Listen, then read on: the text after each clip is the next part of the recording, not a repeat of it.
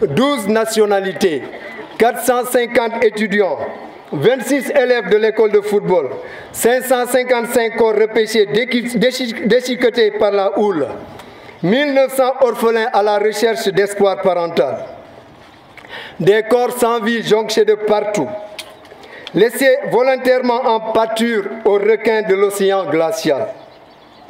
Des victimes abandonnées en vrai mouroir dans un pays qui bouillonne toutes les intelligences.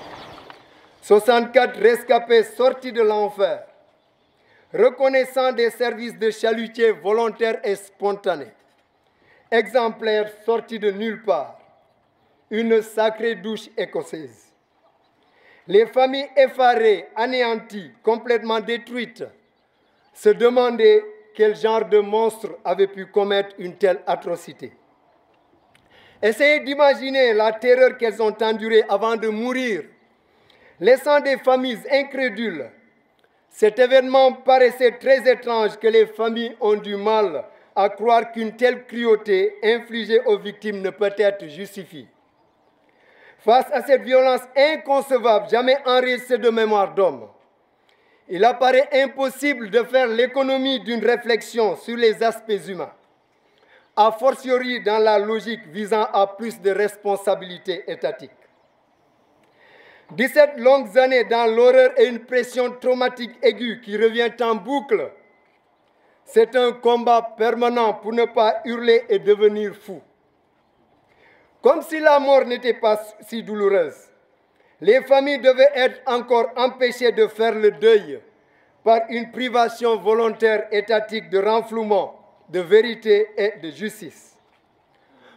Alors nous reprenons le flambeau sans prétention aucune pour dire s'il est des sujets qui devaient hanter chaque Sénégalais où qu'il se situe dans le continent.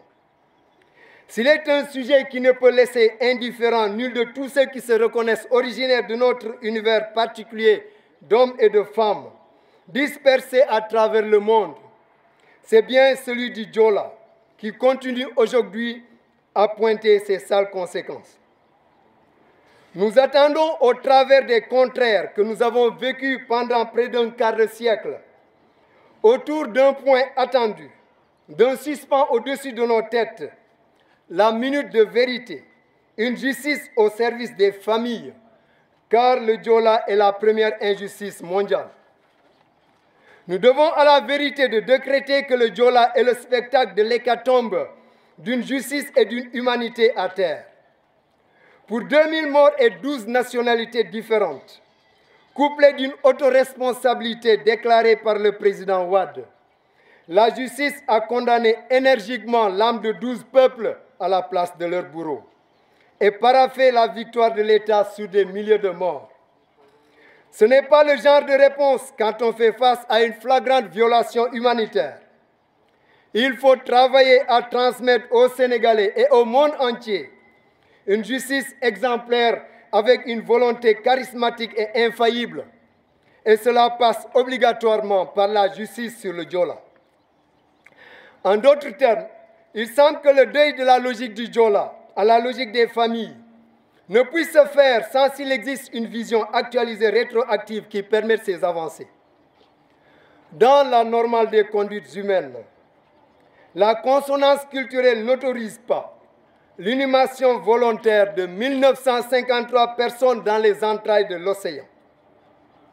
Il est très piquant au Sénégal qu'on enterre des milliers d'êtres humains considérés sans importance dans l'eau. Mesdames, Messieurs, qui parmi nous aimerait être enterré ou reposer son fils dans les abysses de l'océan? Dans l'affirmative, la réponse est personne. Et alors, pourquoi le fait-on à des milliers de morts, à des milliers de vies? Ainsi, un grand défi qui atteint l'État socialement et pénablement responsable dans la durée et cette désinvolture, ce manque de considération. Le Diola n'est pas un détail sans importance. Ce silence est vécu comme une torture et un crime.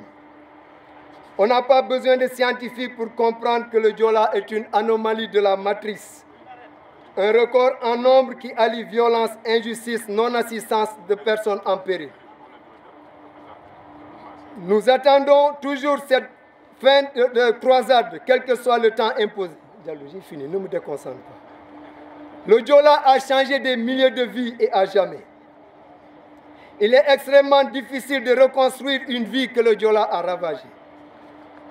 Chères familles de victimes, le Diola a fait ressortir toutes ses cruautés, mais aussi ce qu'il y a de meilleur chez nous. Il nous a forgés à résister à toute épreuve et à tout courage. Le moment est venu de développer un désir d'évoluer à long terme, de donner sens à nos actes et à nos vies à travers une douleur, pour permettre une saveur nouvelle. Une renaissance s'impose pour mettre de la lueur, de l'espoir, pour vivre le Diola au quotidien et immortaliser nos victimes dans ce paysage très ouvert. Chers membres de l'association, vous qui avez su gérer cette immense responsabilité historique et réussi une démarche qui fera jurisprudence, le Diola vous impose toujours de demeurer à sa cause avec une volonté charismatique indéfectible pour la sauvegarde de l'intérêt des familles. Un hommage appuyé à deux serviteurs éternels qui ont donné leur vie jusqu'à leur dernier souffle. Il s'agit de M. Claude Fex et de Pape Mamadou Lamine Dramé, qui vont recevoir à titre posthume le diplôme de chevalier du Diola. Chers parents, quand on perd un papa et ou une maman, ça ne s'arrange jamais avec le temps. On dirait que ça s'empire. Le Diola a fait de nous des orphelins pour toujours, sans affection parentale depuis 17 longues années. C'est avec un cœur lourd que nous faisons ce rappel de mémoire pour nos parents arrachés, ce même jour de façon cruelle à notre affection. La loi de 2006, faisant office de la prise en charge totale de 1900 orphelins, avait suscité beaucoup d'espoir, contrairement à son décret d'application 2011 qui ne peut le substituer. Nous avons tous perdu de la même manière, pour ne pas dire que nous ressentons toujours cette vive et même douleur. À cet effet, nous demandons l'application du caractère rétroactif de la loi de 2006 pour les 1300 orphelins laissés en rade par le décret. À cela s'ajoutent les bourses d'études pour nos grands frères qui préparent le master et le doctorat. À la veille de l'érection d'un mémorial musée, nous osons espérer que la priorité sera portée sur nous orphelins pour pérenniser la mémoire de nos parents, pour porter fièrement cette flamme d'affection et d'amour qui nous manque tant. Tenez bon, papa et maman, nous vous retirerons de ces yeux glaciales pour vous donner une sépulture décente. Merci à tous ceux qui nous ont marqués de leur soutien et affection, plus particulièrement à l'Office national des pupilles de la nation. Que Dieu bénisse les orphelins et les familles de victimes du Diola. Il y a 16 ans, le bateau le Diola sombrait dans l'abîme des eaux troubles des côtes gambiennes avec plus de 2000 victimes, dont 64 rescapés. Ces 2000 victimes, c'est autant de familles, de parents, d'amis qui ont été précipités dans la douleur et l'incompréhension face à cette tragédie qui les privait des leurs. Le traumatisme des familles était aussi total et le chagrin aussi immense. Aujourd'hui, c'est à ces victimes que nous voulons rendre hommage. Nous commémorons leur mémoire pour que le même drame ne se reproduise pas et pour que d'autres familles n'aient pas à connaître la même douleur. Il est aussi vrai que 16 ans après cette tragédie, beaucoup de choses ont été réalisées, à savoir l'indemnisation des familles des victimes, sénégalaises et européennes qui ont déjà déposé leur dossier. La mise en place de l'Office national des pupilles de la nation et l'augmentation substantielle des allocations mensuelles de 20 000 à 35 000 francs.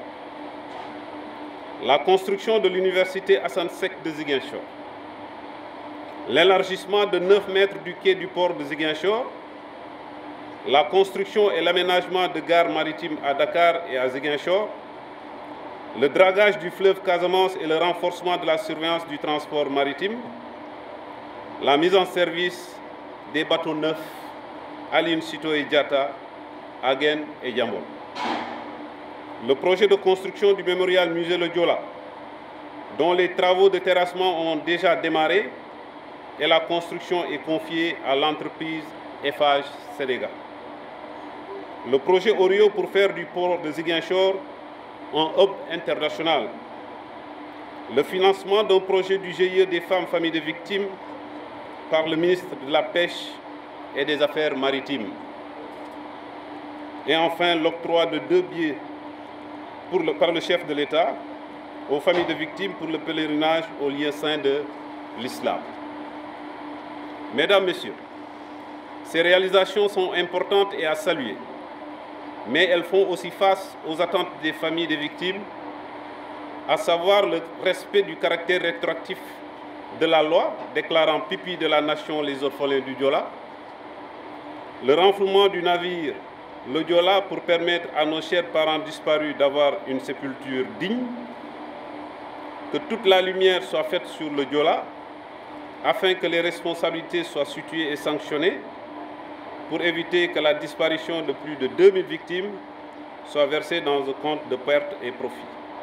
Il est de notre devoir à tous de s'occuper des orphelins, car quand l'orphelin pleure, le trône du Créateur frémit.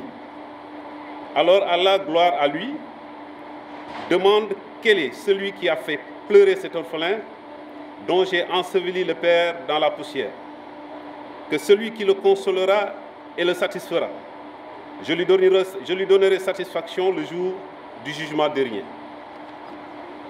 Et Allah d'ajouter, celui qui passe ses mains affectueusement sur la tête d'un orphelin, pour nulle autre raison que celle de plaire à Allah, sera récompensé un jour ou le jour de la rétribution pour chaque cheveu qu'il aurait touché.